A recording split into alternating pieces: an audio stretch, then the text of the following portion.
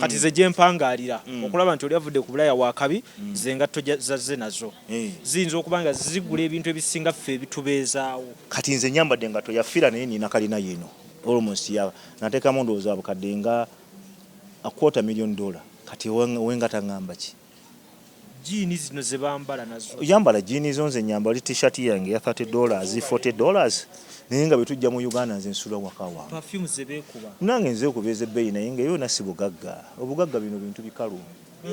ndaga ennyumba gy'ozimbye ndaga ttaka z'olina amafaamu we bugagga naga omuntu wanyolamuko ku lulimi kiine ng'ekimwawula kikufuula omugagga wali ogenzeko mu banka noyogera Amerika ne bakuwa looni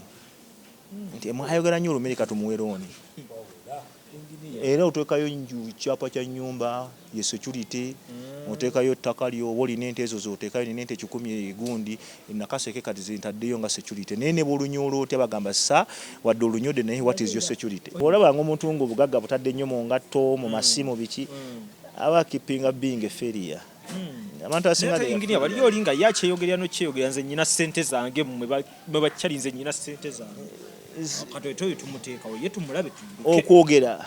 azogeredde okwogera ssente si kyekikulu naye supporting ebigambo byo okungamba nti kati nzo ogamba nyina kadde ka $1 essaawa zino naye mba sisobola kusupportinga nti kulaga substantial proof kiba kigambo bugambo ze lujja omulungi atutaba tuli ku Capital Music olunaku olwaleero ndi n'omukulu Engineer Lwasa gwe tugenda okuba nga tunyumyamukko naye mbeera ya waka sajja yatusazeeko yakomyewo naye tetumanya ddirwa okomawo ddirwa ogenda kwegamba twesanga bwesanzi temusajja wange mwendi omanyi bw'okulaya ogenda okola nga tokyakola bintu byakola nga oli muto ensi n'ogitegeeza nga bw'ojja era ne bwe mukujja kwange embeera waka wano tonziryawo gwe toli mu mbeera yakusooka kucyankalanyamu ng'otuuse omanyi abamanyira mu kucyankalanya ankyakalanyiza wano ejjenja kalooli wano kwedikoota wano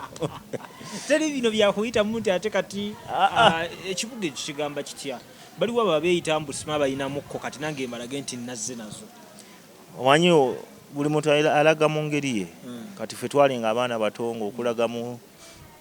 kati ffe okulaga kwaffe kwa bintu nga kuŋŋanya banno famire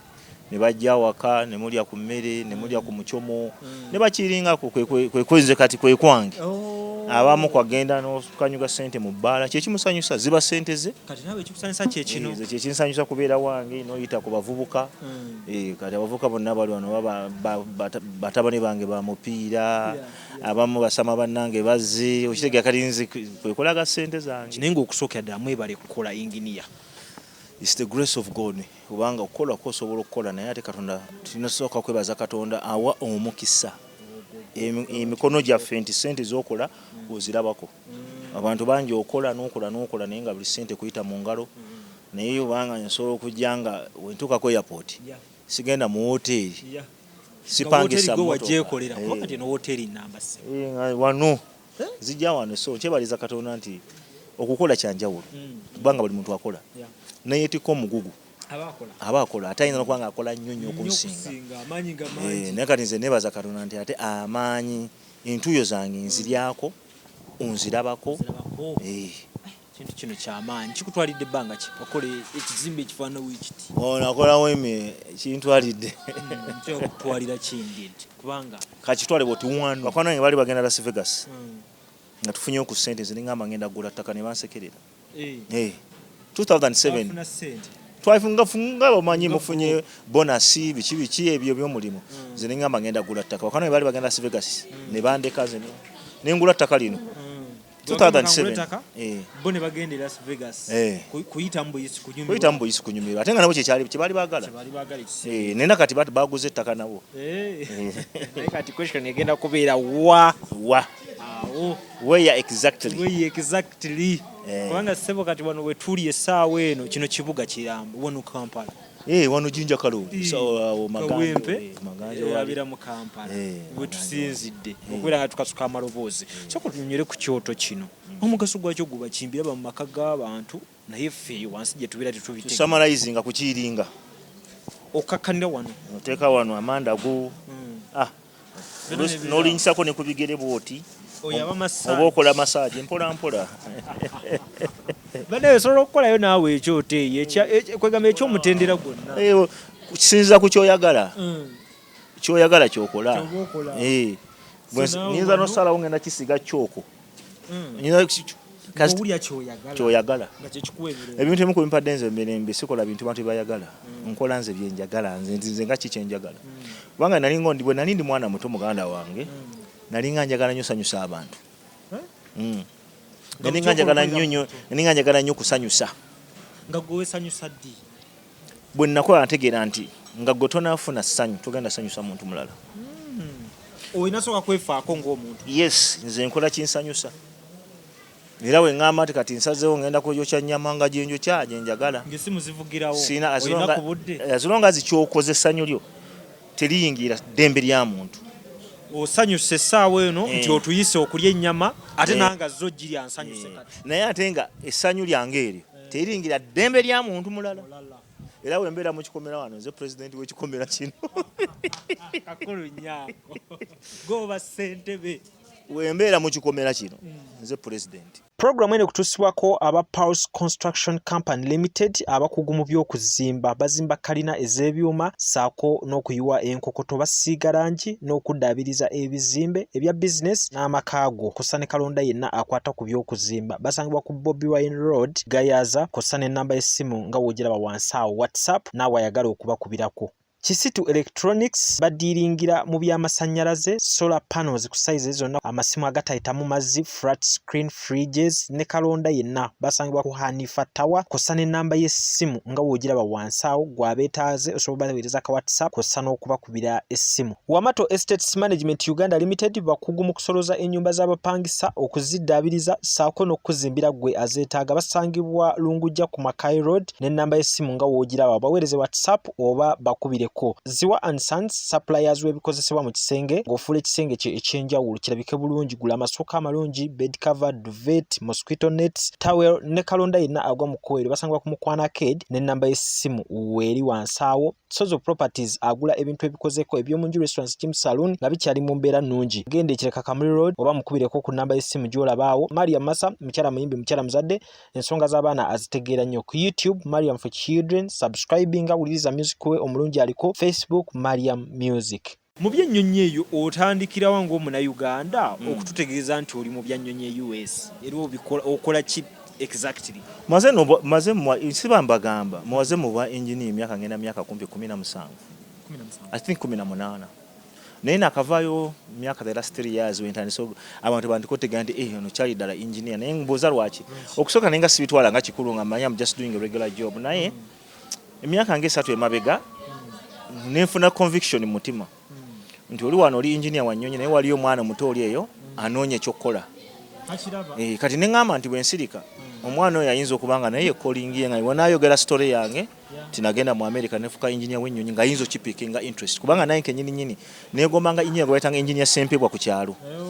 naye yalinga kola masannyalaze be baleeta amasannyalaze ku kyalo kyewaffe nga eyo matugasanga waneno woyite ekyalo matugasanga kati engineer bwe yayita amasannyalaze ku kyalo kyaffe basambanga engineer Sempebwa Cup ninkulanga nkyegomba nange neŋŋamba ye nange ntekobako engineer nkuteekebwa ekikopo kyatandikirawo ekyomupiira kati ennaku zino basamba engineer Lwasa Cup nga bwe neegomba mwami engineer Sempebwa kati nkimanyi wali omwana omuto kati wali omwana omuto ku kyalo kyaffe yeegomba engineer Lwasa era naye ajja kikola ate n'oyo era bw'anaasirika nga kikomaawo kati naye ate bw'ataasirike nga ate wabedayo amwegomba nga the cycle continues.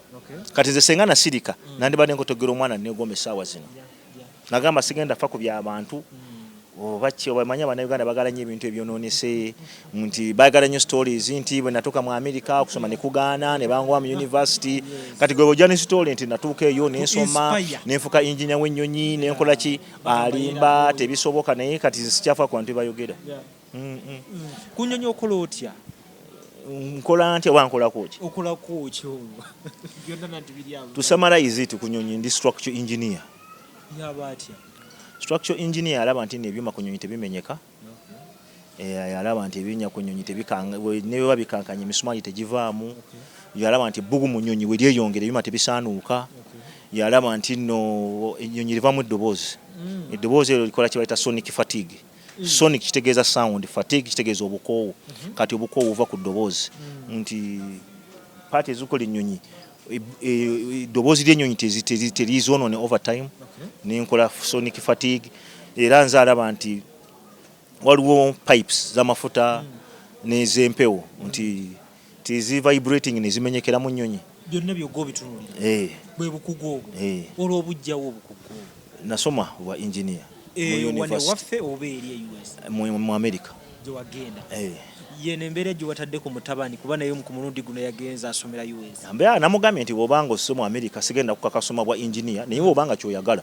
university mwali era yatandise university asoma naye bwa engineer kati asoma pre-engineering math physics ebyo bye byetaaga mu bwa engineer byaliko kati so yaba akola bikyera bya nnyonyi yang sigenda esawa zina alina choice okubeera engineer w'ennyonyi w'amasannyalaze naye sigenda mukaka wabanga ayagala mwa nnyonyi good naye andaba wakati maze emyaka 2 nkolera waka andaba nga nkola emirimu gyange ku computer yatandise okugamba ne muzeeyi bino bintu binyumira nemutulaka ku computer ne muyigiriza tikati eno katiya eno finite element model atandise obinyumira so ebintu byemubeeramu mu Abannayuganda abaffe wano ne abantu abo katono nnyo nkubira mu kifaananyi abazungu batuuka batya okwesiga ffe Abannayuganda ate olusifa abantu nga ffe Abafirika ne tuteesigangana. Kati kitwale bwoti ensi kati ngezo za America they give you everything is based on merit and byosomye sirwa kubanga oyina ennyindo nnene sirwa kubanga oli Muganda sirwa kubanga oli mwana wa gundi eri kasita omala okusoma nga bagenda mu university gyosomedde nga bakebeera credentials kasita university ebagamba nti no yes asomedde wano mwana waffe nga bakuweerawo egundi omulimu ewatali nsima mwana wa oli wa tribe ki bo basinzira ku bukugu ne uyita interview ate ne interview nje bakuwoza tebakuwoza interview ya kulemesa banoonya ku nti kale wadde osomye ebyessomero naye ate olina amagezi amazaale tebakubuuza nti owa engineer ogi Philip ebyo biyigirana ku mulimu mu America yosanga omuntu nga bazadde be baavu nga tebasomangako naye ate naafuna ekifo mu top office yensi zitambuliramu buli kimu kiba kisoboka busobosi biki ebisinga obbasoomooza nga muli eyo ku Bulaaya ddala US obusosoze buno obulaba wadde bagamba tebuliyo naye ate gye buli ate gyokoma kati nga ffe ba engineer bw'oba oli mwana muto bw'oba oli mwana junior engineer tobola as you get older ogenda okulaba omusala bakutemerako naye bali babongedde nnyingi excuses ogenda okulaba balaba nsobi gy'okoze tebalaba kirungi ky'okoze kati bw'obanga tolina tough skin oyinza okugwamu amaanyi ekitegeera so obusosoze bwo gye buli enaku manya how to navigate through it ate nze olaba ne mu mulafu abaddugavu twesosola olina ososola muno olw'ennyindo kati lwaki ate abazungu tubateekako nnyo embeera nga bo ne kkala za njawulo so bwe nkusanga omusosoza yana how to deal with you kati ffe muddugavu nayina akantu kanayegera ku Diego Maradona yali okocha yagamba obusosoze bwali bulungi nnyo bwali mungi nnyo ng'asaba omupiira mu oba yali Italy n'agamba kati abazungu basosoze kati nange ngenda basosola nga tebakona ku mupiira kambasale nga ye abasosolerawo ku mupiira kati onsi kuno obusosoze tebugenda bumalayo nze kati omuzungu nze manjagala kimumpa project ngikolere weewuunye kigambo kikulu nnyo ekyo nze nomwe naliko mu office yali meeting nga tuli mu akabuga bakayita urban nga waliwo ennyonyi gye tukolako nali ngenze nga structure engineer nga waliwo designer ne manager wange kati omuzungu omu nakola remark naye nga temulese engineer ko bosi wanga engineer tuze naye wano yenze nga safa ila sanyiga biki nange ninga kati ngenda bakakasa nga nkutte project nakola project ate mbatandika n'okunnoonya mbasomesa gwe bajjanga balabanga nze kati era nze bw'ondeetako obusoseza I know how to deal with you siyomba naawe I just challenge you with my intelligence amagezi ge nina bwe busosoze bwange ngusosolaawo mu reasoning kati nze nange tulu yange gye nina bwongo ne ku bwongo n'obumanyirivu obwo bwakatutegeezaako Uganda ng'ensi yo terina weekwetaagira ku myaka egyo gyonna gy'omaze ng'oweereza US mu kiseera ekituufu mu budde obutuufu bajja twetaaga essaawa zino eba tebakiraba si bizibu byange byabo kuba waliyo ne retirement asooke nkubuza ekibuuzo obeera ng'oli wa step mother wo nga step mother wo agamba oli musiru kikujjako okukulembera kirasi kati obanga tuli bana Uganda ng'ensi tetugenda zitu appreciate Engeri Lwasa yakimala kati kizibu kyange nti abanayo nti Uganda government kati kiba kyango bacha enyonyi ze tulina za njawulo okuziri e US ng'ezaffe z'amaanyi oyo Panado si wange Panado wange kola mulimu gwange nguguse abasima bansiime nze simira Panado wa muntu mulala njenga bwe nakugamba bwe nagamba ndi engineer wa nyonyi oba okkiriza kirungi oba tokkiriza ate kibunzijako certificate nginagijayo mu ddiiro oba nagenda ku Urban University ne baginzijako oyo aba Panado si wange. So you're a graduate of which university? Nina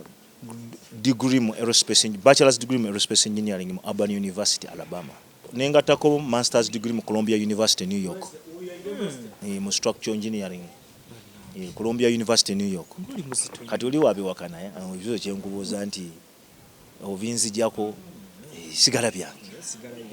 So ne tubafere tunna kukozesa gyoli okwo. Ali wonsanga nga ndi mukayina yange ono ngamba si yange kijinji jako era ngenda kuba otulo twange. Njagala ovisizeewo layini eno kumbeera nti we mugendereye ku Bulaaya naddala US life yayo erabika ng'eyawukana ku yaffe eno nekyo kireetera okuba nti ewaka mufulawo nga we wakyasinze mwetaaga okuba nga mudda nze mbadde manyi nti mwabaligenze temwalikomye nawo kulaba bantu mangi nnyo nnyo basalayo eno naye kati ffe twakula n'ennono nteeka bawaka Abamisiri balaba bamala emyaka esukka mu 5 Egypt aba Israel naye omusayi gwabasika otuuka kaseera ensi ne zigaana n'owulira nga byonna bikoze naye ng'oyagalaka. Nze ndabye example nnyingi nnyo waliwo kye bayita middle age crisis oba wo ng'omuntu akaddiye America akooyeeyo mu Uganda talina kyaliyo ali awo wali depressing. Kati nze ndabirako ezo example ne ŋŋamba kansooke neesetting ewaffe kubanga eri mu America anytime weesettinga ne ŋŋamba kansooke neesetting ku ground sesettinga bulungi wasettinga settinga manyi mangi sesettinga bulungi settinga tesuubirwa bweri mu kibuga kisinga obukulu omuntu osobola okwesettinga ne weesettingira mu matugga eyo simanya luweero nkugambye essala wali kawempe oluva ku ttoto buuti ku stage waka wokoze bino. So embeera y'okuba nti bwe tutambula era still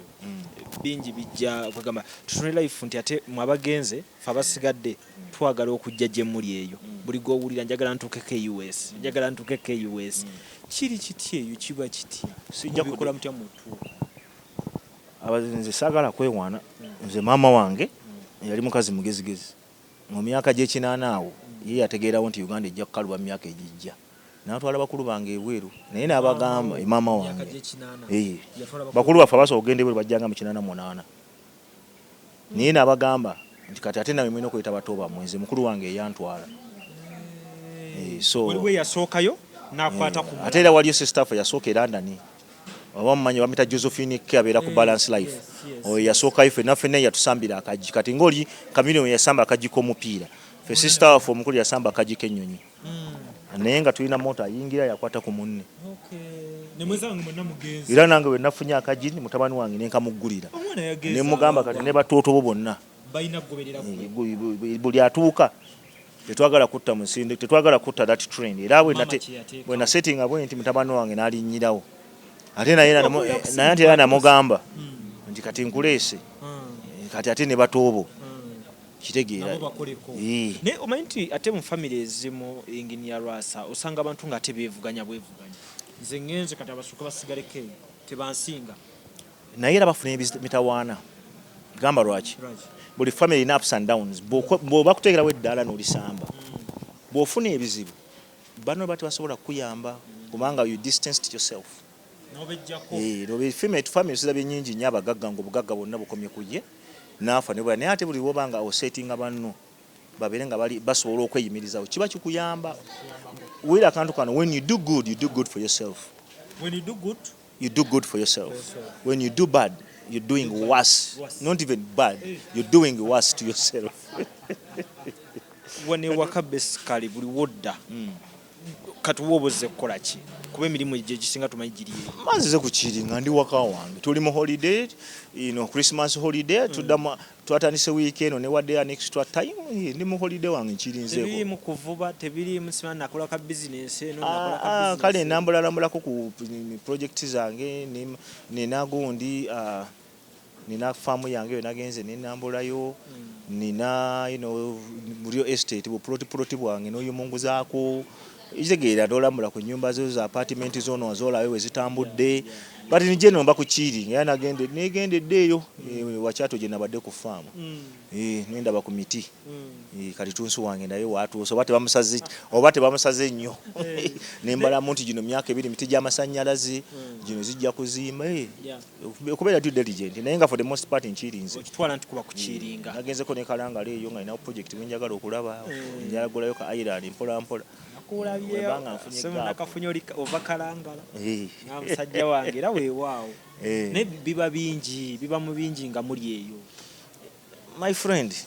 nze njagala nnyo okuinvestinga ewaffe neri investinzeyo naye nze nkimanyi nti sigenda kufiira ku America ate sagala tandika panikinga nga mpezeza myaka 4 ntandiko tawanya ba family members nti va ku ttaka lya taata va ku ttaka lya baba ate twasikira mama ati nagamba kambe kole kati kamboze mu katono ku bintu byonna kati nga gwe byemuyina muli owulira ngo kyayina ennyonta ey'okuinvestinga ebirala anti kati Bible yegamba nti nno omuntu w'omukisa alekera obugagga abazzukulu be n'abazzukulu be talekera baana be kati yinza okubanga ali buno generation ya mwana wange naye ate njagala n'abazzukulu bange babeere nga balya ku ttuntu ya jjajja okikola for generations babeere nga bamanyi nti kati for instance ennyumba ogiraba ojja givaamu Katonda n'abasazeewo n'azijja mu nsi mutabani wange oba alibeerawo kati bazzukulu bayinza okubeerawo mamirundi ngenda paka we tulifunayo mukoowu nyumba ya jjajja ekadde katugitunde nawo wabeerayo tabulayo era wabeerayo omulala aligamba ne jjajja ono yazimba bubi yazimba wabi ne bateeka n'okugamba ekyoto yakiteeka wabi jjajja ekyoto yakitadde ku gate tubijjewo ne kati amushiwa kino kikyaliwo for another maybe 4 generations another 500 years nga baana bajja kati mutabani yavudde mu America nze navanga mu America nga ngenda wajjajja mukyali ssanga mu Boys Quarter mama wange yali mugezi yanga nosula mu hoteli gwe tekikubaddemu ku stage yonna kugenda mu hoteli nyinza ga mu hoteli nakusoma emirundi 2 mulamu bwange nga nze mu Uganda ate nga ndaba nkuze nange ne ngamba kati mama ennyumba yange netera okuggwa kati yangamba najja kono mu Uganda limu ngenda kumala mu mwezi gumu nga nina sente za hoteli nzi savings nangamba tugenda otandika okuyiwa holo plate ennyumba nemunyingira nnyo nti nange kandye kuswaga nangamba toyina nsonga ekusuza mu hoteli nga waliwo Boys Quarter era nensula mu Boys Quarter bwe nasula mu Boys Quarter ezo obusente bwange nentandika okuzimba ennyumba kati ne mutabani wange yazze alina self contained room ye mu nyumba ya daddy kati ate yetagenda nasula mu Boys Quarter kati yasuze mu self contained room nengo jeko bano bendabira abaliwo abasula ennyumba eno yonna muteekamu ki kankibuuze ggwe ffe tuli bantu b'abantu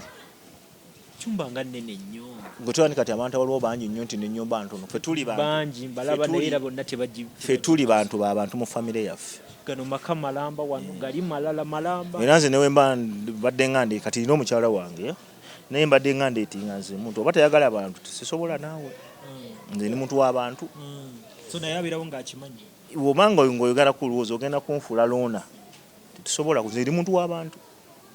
ate nze nze sisosola muntu nti siri bantu bano nti nina kubakololo abantu bange bwe namanyi okuva kaweepe maganjo matugga be bantu bange gwe tobalaba wano yeri embeera nti wotuuka ku kkubo just obuuzabuuza wa engineer oba otuuse tobulize eri ali maganjo ku stage ngenda wa engineer Lwasa oba otuuse olw'ensonga nti nze nimu nange ndi muntu w'abantu twogere ku kintu kino eky'abantu okubeera omuntu w'abantu personally oli muntu wange era waliwo bye tukolagana ne ngamba engineer wallahi engineer ampisizaawo wano n'owulira nti abasajja ba Fred Banton agamba nfana engineer kyali wange osanga mama Samon wa comedy agava engineer Lwasa musajja wange nnyo kwegamba kiki emabega okuba nti gwe abantu owulira nti kitundu kyo kitwale booti ekintu ky'okwagala abantu tebakiyiga buyizi kiba kizaale nakulanda ba mama wange awakaliwo abantu aba buli kika awaka ewaffe maama wange nga tannaba kufa ngaetwatulya ekyemisano osanga abantu nga 20 awaka netukula nga tumanyi nti teri mmere etamala nga tosobola kujja waka enjala nekuluma oba netulya nti ffe kyeri kitamala ewaffe twakula tumanyi nti no ennyumba yonna emala ffe waka ewaffe oyinza ogamba ne kati ewange wano sisobola kugalawo geeti yange era abaana ebategera ni nnyini Lwasa yazze oba abato geeti ebanzigula eyo ako kaba kagula akajji olw'ensonga nti kimmanyi nti tebaggala geeti manyi bwogala geeti eyo gyabo giggala osobola ogiggala n'ogiwa naye olunaku lwekera ku makyanga ofiiriddwa n'ogigula negaziwa nga bayitawo buyisi kati ffe tumanyi ensi nti wadde oli mu kikomero eyo geeti amazima gali nti geeti erina kuba nzigule buli kaseera wadde oli mu kikomero omanyi lwaki eyo geeti esobola okufuukira geeti ng'esiba nzigale ekitegeeza bikomera birungi naye birabika birina emigaso gyabyo egisinga okubeera nti bikugira abantu okutuuka amazima gali nti ng'oggyeko nti ensi ennyumba teyandibaddeko nakikomera naye lwakuba nti trending ennyumba erina kuba open for people to come omusajja omu mu kibuga omuw'amaanyi ye geeti ye tagiggalangako esula nzigale nzigule esiba nzigule naye nga kweri omanyi lwaki tayagala kuwana muntu opportunity egamba nti no geeti yange inasanga nzigale era akakajji kaba kagule 24/7 olw'ensonga munnaaye omuntu ayingidde geeti eyo tomanyi kya omukisa gwayingidde nagwo buli muntu bwajjeewo ne waba aliddeyo kantu kamu nagamba weebale ensawo tesobola kkalira ffe twalina omukadde ku kyalo yali alina muzzukulu we nga naye babeera naye nga babulwa n'emmere naye nga ffe maama waffe nga tulinga abantu 20 awaka naye nga tewabula mmere awaka ewaffe maama wange n'akinjigiriza nti yaŋŋamba nti okwewala abantu tekikugaggawaza era tekikufuula nti ogenda kuba oseevinga naŋŋamba oyo mulaba alina muzzukulu we yekka naye babulwa neza sukaali naye ate nga ffe waffe babeerawo abantu 20-30 naye nga buli omu alya nakkuta ekyokugaba mu ekitambulira omu okugaba kuno nga si kwa buli omu ate n'okugaba kuno ndi musajja mukkiriza nze buli sente gy'ofuna mu bulamu obwo si yonna nti yeyo oluusi oli payipo nga wolaba nti amazzi gavudde ejjinja kati nze bwe nfuna sente sooka nemanyi ezange zezirwa Katonda nandaga nti zino zezizo naye kati zino zikuyise mu buyisi zituuke ewooli sooka twawulire sente ezizo nezoolabye ezo nti zisobola okugenda ku mulala gwozaawula oti nze bwe nfuna sente omutima gwange sente tenfuga kitwale bwotyo nti sira osanga mutonga alina kizibu nebuuza lwaki ekizibu akifunye bansasudde naye ntegera osanga Katonda yagadde nki omuntu ono mmayire ekizibu ki ate ogenda okulaba nga n'ebyange mbimaliriza nga biwedde nga n'ekikyo kiwedde sikakanze embeera ya ssente wendaba nga ninawo nga nsobola okuyamba omuntu muyamba wema sobola kuyamba sigenda kwetolooza nti jangu enkyakola kikugambirawo I'm not in position today wemba nga nsobola nizifikawo nga nkola ka fireplace nga twokya ku mucomo ekintu ekyo kyengenda okuyingirizaamu ddala awo wennyini ku bintu byonna by'okoze ku byosomeredde n'okola byotaddemu investment sente zotaddemu lwaki ostandinga position esigala ng'osobola onoonya omuntu nga lujja abeere mukwano asooka embuuze mu Uganda nzinsingamu obugezi lwaki nze injinia w'ennyonyi senga Katonda yali asinziira ku ngeri gy'otunula ku maama wo bwafaanana maama wange nze yasoma nnyo kiri awo naye yazaala omwana alina masters degree mu Columbia University Katonda tatunulira nti noba gwe oli mwana wa mugagga nze nze obulamu bwange buli muntu mu ekitiibwa kye kubanga olina kyongattako gwoyinza obutakyala naye nze nkiraba omuvubuka atudde wala alina ekyangattako nze kyessiraba ku bino by'oyina ng'omuntu odda wuno ogamba nti kati noonyoona ali wansi bano bakyali bo bondazi olwedde ab'okumupiira wali ogenzeeko mu kufiirwa n'olaba wa benzi nga yasima entaana bano betuzaalawa be basima ekifo ky'osembayo ku nsi gwe wali ogenzeeko mu kufiirwa n'olaba omusajja nga tadde wali Mercedes ye n'ajjamu ettaayi n'asima keesi n'asima entaanaayo naye wano betuzaalawa alina kuba nga munyi wa kyalo ku Mwenge nga Katonda yamugamba yagenda osima ennyumba ye ey'olubeerera gwe mugaso gwo kati lwaki omwepankako nga yeka nga n'ennyumba y'olubeera yali gisima yali gisementinga. Naye tewali bye bakutoolako okwegamba ne babeera ng'ekitiibwa kyo bakikkakkanyaamu gwe okuwanga. Ekitiibwa nze nakyewa Katonda bakeera ku makya n'abijjawo bino. Nze nakyewa nali mpandikidde ebbaluwa Katonda nti Katonda nsaba nsome nfuke engineer nkole ennyonyi nali mpandiki ndaga PO box ya Katonda buli muntu omugaga gye yali awandiise nti Katonda nze nsazeewo ntadde $1,000 mu bbaasa nkusaba nkuwe enguzi mbeere mugagga. It's the grace of God, my friend. Era abantu abo tebabepankirangako. Muntu abeerawo nga ssebo olukomera weeruli awo. Tebabepankirangako. Katonda nga yagambye nti biggweewo n'ekiro tekisulanga ennyumba eno teriiwo. Omuntu atuuka ddi olwo n'agamba nze natuuka. Kikomera nnyina kiiki n'emmotoka yiyo mweri. Nakati oyinza okugamba natuuka naye ate okutuuka kwange kitegeeza nti nno ntuuse neeteeka olukomera abantu okunsemberera. Okutuuka osobola okutuuka naye bw'omala okutuuka tekikuggyako nti osigala oli muntu weebaka onywa okola n'abalala bonna bye bakola abavu n'abagagga. Bw'otuuka okulya tojja kulya pipa naye oba oli mugagga otya nga olina kalinawo ogenda okwebaka osula mu kitanda ate osula mu nsondayo. Naye kintu tolina engeri gy'okizazza wansi. Kale kakiddeyo azirongaazi n'omuntu wa bulijjo simuyisizza mu maaso era simutyobodde. Kuba n'enneeyisa yennyini tugyogereko. Inginiya gw'omu ku bantu abasigala nga wojja eno gye tuli olunaku lulabiseeko oli mu kibuga Kampala nga tetukulabamu wadde nti waliwo fiiru y'ennyonyi. Olwawo ogiraba nti ogiira. Kitwale bw'oti n'ennyonyi eringanga bbaasi oba mmotoka ekikyawula nti yo bagisasulako bbeeyi kya buli kisa means of transportation. Sebo inginiya ekyo kyawula ennyonyi. Ekikyawulako nti kale obukwakkulizo obuba bunjinjiko naye nga tekijjaawo nti nno ki. Omuntu ali nnyonyi n'agenda just Kenya wano n'akomawo ng'afuuse ekirala. Kisinzira bye baamukuza. Nze mange yeebase wali mu kiweese yaŋŋamba mwana ffe waffe kitwale bw'oti ffe waffe Baganda bwe bavanga ebweru n'otwala swiiti nti avudde bweru n'oyagala omunone nga tewadde wano nga jjana kukuba kibooko ne tubula nga tumanyi nti olwokubanga olinayo ekintu ekiri different from others it doesn't make you special. Era nze osigala oli bibi. Era ne wembadde nga nkwata engatto z'omupiira nga bwe nakola nga ndi mu senior fullback nga tugobamu awo tukuba olwali lwaffe nga tweddira waka. Wemba ninamu ez'amazzi abavuka nga banywa ku mazzi. Wemba sinamu nga leero nange gankutte amanda. Kakati muri biki by'oyinza okukola? Okay, byonna tubiraba engeri gy'obikolamu yeewuunyisa. Naye muri ki ky'oyinza okukola ne kiraga nti omusajja ono atambuddeko? Biki kale byinza okukwawula nti kati gw'otambuddeko tusinga? Ambuuza nti wali obaddeko Istanbul ngamba yes. Have you been to Panama? Yes. Have you been to Brazil? Yes. Have you been nga nkugamba Brazil waliyo kyombuuza kati wakimantane newandika akapaani ensi ze nakatambulamu.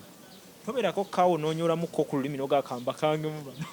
Oina kati era senga wazengo mpa interview ya America nga ntandika my name is Ronald I live in the United States of America. Yeah, naye kati zino necessary tuli mu ya Uganda. Nebyo bisobola. Hey, eri mbadde emyaka 2. Ng'oyogera Oluganda n'oluggumiza. Tebakulimba nga ndyoza ogenda mu America bamala emyaka 10 n'okomawo nga lwerabidde Oluganda. Balwerabira inginiya. Tebakulimba naawe. Inginiya bana beerabira Oluganda. Atya. Tebabalimba nagirira nno ddala ne tunoonyawo kitugamba oba kati ayagala tegeeza kino. Tebabalimba tekisobokera ddala shanze alako n'Oluganda. Nze mu kibiina bankubanga n'okwogera Oluganda kati n'abaana basomako nange bansanga. Oba nkiri nakulunyikiza. N'abaana basomako nange bansanga nti nosogera Luganda ntino mbadde bayinza nosikera ate nkisussizza. Bakisussa abantu abo abeerimba nti bamanyi Luganda. Olulimi oluzalo olumanyi toswadde werabira. Kanaawe yinginiya ze nkirabanga kisoboka. Omwana agenda emyaka 5 wano. Naye kati nno nkulaga omusango oyo ng'ayogera Oluzungu olunyo nga tena nakyalaga mu America. Kati kankuwe tip. Bulora bangu omuntu akola nnyo okufuuka kyatali nti ndi mu America ndi mu Ngereza ng'oyo alina kyabikka. Aba ina kyakola ki? Kyabikka. Ababika his affairs. He's affairs. Engeri yaleka kozesa. Ffe tulaba abakabi.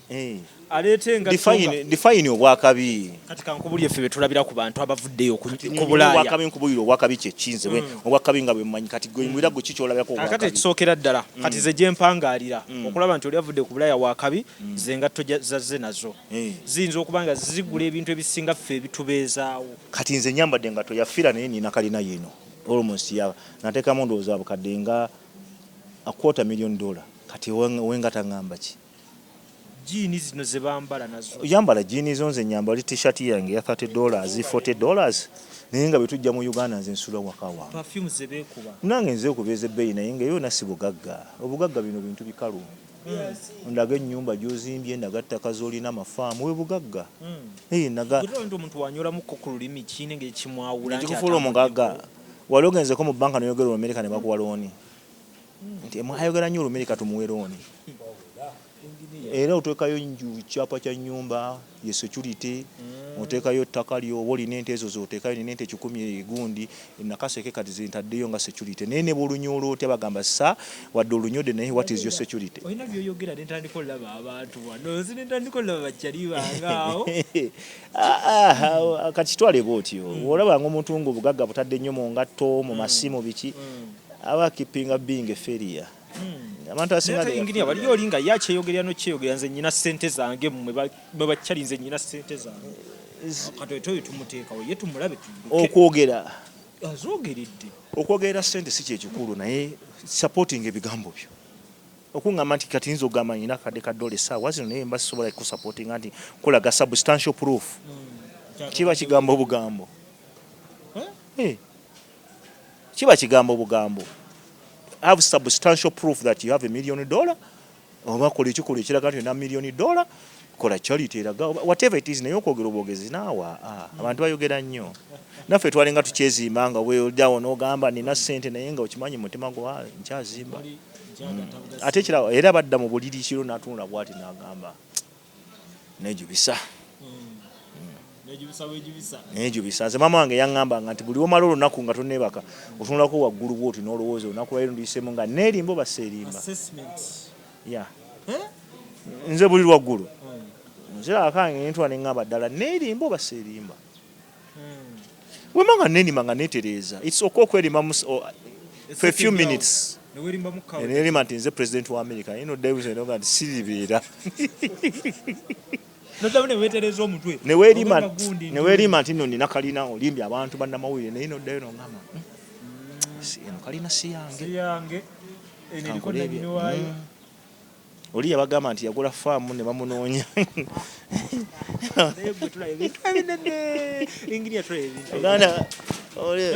ne bamunoonya ekintu kino ekyokuba nga kyoli eriyo omuntu asobola okukiwakanya oza si kyekiteekawo pressure oli nayagala okukakasa ennyo kati kuba ffe munaye tuwakanya nnyo abantu obalero kati mweno vidiyo oli abagamba nti nina ekibuuzo kyembuuza omusajja baatuuka n'okumutta nga bagaba nange ensi yeetooloola omusana ne bamutta nti alimba naye kyagaana ensi okwetooloola omusana a fact will be a fact either you believe me or you don't believe me baatuuka n'okumutta kubanga bamuwakanya naye nga tekyagaana mu nsi kusigala nga yeetooloola musana kati ngabe nga oli waga nti siri injinia wa nyonyi kati nekinzijjako bwa injinia boosi wange nankubira esimu nangamba todda baganye toli nga kinstresingako nafafagana ne mafi wange physics wange chemistry nkoze linako nkoze aerodynamics nkoze orbital mechanics nkoze systems and control nkoze airplane design 1 airplane design 2 airplane design 3 nkoze direct delta functions Lagrangian dynamics kati nga najita mu stress woyo ate ne stress wokakasa abantu anume kitwale bwoti naita mwezo na coursework nkoze patrolani nkoze nastrani nkoze zi project kati ate ku stress oyo wokusoma ate nga teko bimaze okusoma mazubi ate nga teko okweraliikira lujja kyagenda okulowooza n'okwogera abeka bayogere so njagala oyongere okukubira Abannayuganda ekifaananyi ku onyikize ekintu oba omugaso gwa biodigest eno ddala Omunnayuganda ali yayongera omumanya engeri gyemuyambamu. Kakati biodigester eyina emigaso mingi nnyo okusinziira ku erigundi yaffe enkadde. Omugaso ogusooka biodigester ya layisi okusinziira ku erigundi yaffe enkadde bayo ya layisi nnyo bakasitoma betukoleddeko ekyo bakiweerako obujulizi n'abalala abatukubiddeko bakiweerako obujulizi. Ya layisi nnyo okusinziira ku eri eyaffe enkadde. Ekyokulala etwala ennaku ntono nnyo okuggwa ejja kutwalira ennaku wakati w'olumu n'ennaku 3 ebeera emaze okukola ki okuinstallinga wano ng'ekisigadde mpozi kutambuza pipe drainage, tumuyita drainage work, kutambuza pipe okuva mu nju paka ku system wano, naye nga ogiinstallingawo kikutwalira ennaku ntono nnyo. Ekyokulala naddala bannaffe abali awafunda n'abo bennyininyini abali awagazi, lwa nsonga nti tegendako kisiraabu kino eno kyewalabanga oluusi kiriko fuuti zaakyo 15 ku 2, kiba kisse space nnene nnyo. So ekirungi kya biodigester tugenda kuzzaawo ettaka lyawo nga we twalisanze, ettaka liddawo wafuuke muswetwe nga ekyabadde. Omugaso ogw'okulala space yo ogisigaza nti olw'okuba nti tubiseewo bulungi ettaka ne liddawo nga eryabadde, kebe emmotoka yo okola ki ogiyingiza n'ogipaakingako kungulu. Ekitali kweri gundi yaffe nti twateekangako kisiraabu nga gundi ekifo ekyo kiba kikoze eki maybe okyolezaako, naye wano eno obiseewo bulungi ettaka, peva zo zigendako, omuddo gw'ogusimbako, pasikalamu gwe njogerako. Sisitemu ng'eri eyo bali bajja babuuza gundi yo eririddawa, naye ng'eri wansi eyo waliko pasikalamu oluusi oyo opaakinga nako emmotoka yo. Ekyokunuunwamu ekyo okunuunwamu tenuunwamu tukiyita no emptying. Tetunuunamu mu biodigester, pozi nga twagambyeko just mayinja geetaaga service eyo mudda oluusi nga nawafadda n'abaana be balikola ki be baliga service nga amayinja, naye nga yo tenuunwamu nga olaba gundi yaffe eri enkadde nti nno emyaka giba 2 3 ojja kujja okole ki onuunemu. Atwetaaze ojja tusanga Kamokya. Tuli plot 45 Prince Charles Drive. Gye tusangibwa, ennamba z'essimu kanziddemu. Airtel eri 07017669992. N'endala MTN 0789224230. N'ennamba zaffe endala tulina ennamba nga 3 zonna weeziri wansi awo. Zonna osobola ozikoonako oba WhatsApp oba ki, oba ojja tutuukako tukwataganye. Nze Kisitu Emma okuva ku Kisitu Electronics. Kisitu Electronics tusangibwa ku Anifa Towers. Edduuka liri namba B228. Ekizimbe kirinaanye Yamaha Center mu paaka enkadde, era oba oli ku dduuka paaka oba ogirengera wano wansi. Tutunda ebintu bingi. Tutunda sola okuva ku mitwalo 10. Mitwalo 10 tukuweerako charger ne tukuweerako amataala 3. Mitwalo 15 tukuweerako amataala 4, radio ne charger yaako. Mitwalo 30 tukuwa amataala 6 ne tukuwa radio ne simu ne charger. Mitwalo 75 ye banneneko ebe ezimbyemu kopa ne bannene ne battery nene tukuweerako okuva ku TV, inverter, regulator, amataala 6 ne tuba n'emitwalo 85 okutukuweerako size 19. Size 19 ebesingawo ku 17 obunene. Eyo tukuweerako pane ebanneneko 85, battery ne tukuweerako 65 ebanneneko. Ne tukuweerako size 19, ne tuteekako waya amataala 8, buli kimu tukikuteerako okuva ku balubu 8, radio, charger. Ne tuba n'emitwalo 98 eba ya amataala 8. Tukuweerako size 22 eya TV, ne tukuteerako flat iron egolola, ne tukuteerako radio ne charger. Ne tubaayo n'eyakakadde akamu mu emitwalo 10. Eyo yo tukuweerako size 24 eya TV. Ne tukuweerako flat iron egolola, ne tukuweerako radio emu ne charger. Ne tuba n'eno esingako ku ndala zonna ebeera ennene ddala. Tukuweerako TV 32, ne tukuteerako flat iron, ne tukuteerako radio, ne tukuteerako charger ku kakadde kamu kitundu. Wabula items ezo oba mazo zigula ku Kisitu Electronics tewali kyoddamu kusasula, okujjako ng'otute items zo ne bakuteerayo. Tulina amasimu ga waterproof. Amasimu ga waterproof gali Japan used. Ne gaba amasimu malungi nti yo ne webegudde mazzi tesobola kwonooneka, eba ngumu. Obuma bw'emberenge tulina akawuma akasookerwako mitwalo 30. Ne tuba n'akawuma akaddako naye bonna mota ngomu. Ne tuba n'akawuma akaddako mitwalo 45 ne tuba n'akawuma ak'emitwalo 55. Tulina fridge za waka okuva ku buno obutono bw'olabye obo bonna okuva ku mitwalo 36 45 okudda waggulu. Zonna fridge zikola ki weeziri.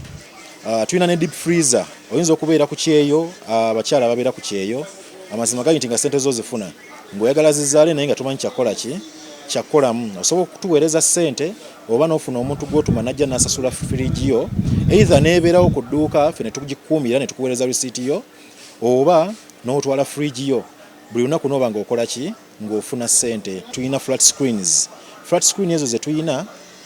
okuva ku mitwalo 20 layisi, okuva ku mitwalo 20, mitwalo 25 okudda waggulu.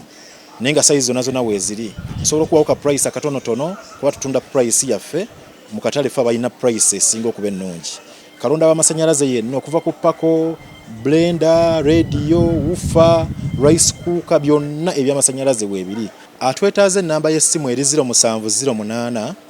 88 88 84.